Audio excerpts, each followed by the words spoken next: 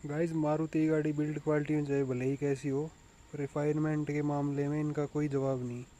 ये देखिए मेरे सामने खड़ी मारुति बलेनो, सुजुकी बलेनो है ये, और इसका इंजन स्टार्ट अभी तो आवाज़ देखो कितनी आ रही है बाहर।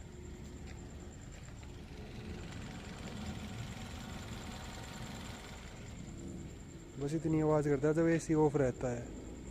एसी ऑन होता है जब थोड़ी बहुत आवाज़ करता है, नहीं तो बिल्कुल ही साइलेंट है। और एक बार कैबिन में और चेक कराता हूँ।